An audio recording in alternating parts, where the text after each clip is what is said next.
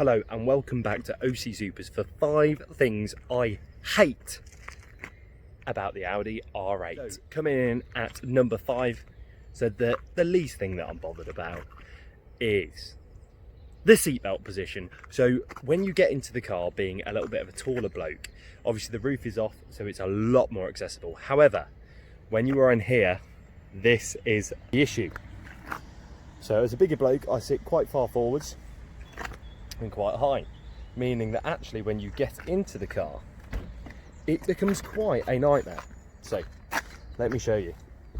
So you get into the car, which is fantastic, and then you think brilliant. However, for me to get the seatbelt, where is it? So it's actually all the way back here. So I'm literally having to spin all the way around to get there. Now, as a smaller person, that is probably fantastic and very easy and you're very nimble. But when you're 6'3" and over 17 stone, it gets a little bit cumbersome. So that is number 5 on my list of the things that I hate about the R8. Number 4. So number 4 is actually, it's quite a cramped cockpit, again, if you're a taller bloke. So with the roof off, it's fantastic. However, when the roof is on, that is what you expect. Literally, my head is riding on the ceiling. And the thing about that is you can put up with it, you can scooch, because when the roof's off, you are literally in the realms of the gods.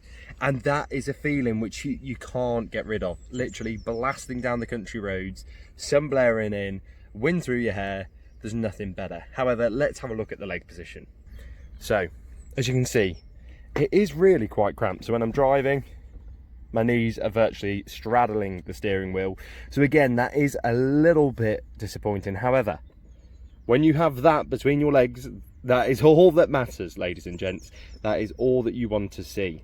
So, for a larger gentleman, I would probably say the Audi R8 probably isn't the car to have. And you should probably have a Q7, which is over there. However, you're in a supercar, so practicality goes out the window when you buy these.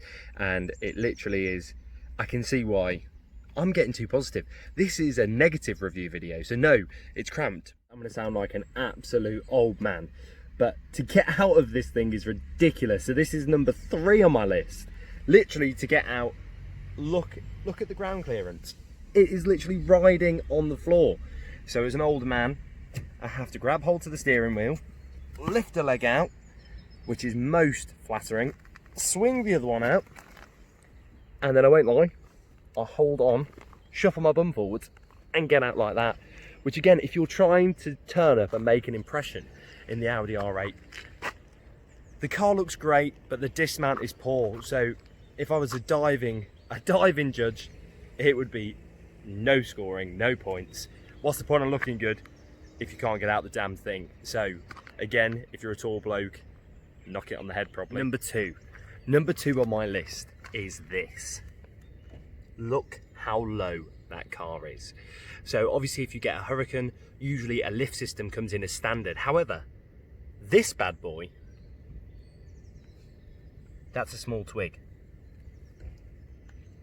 It literally is riding on the asphalt, which means if your drive's on a slight slant, be prepared just to hear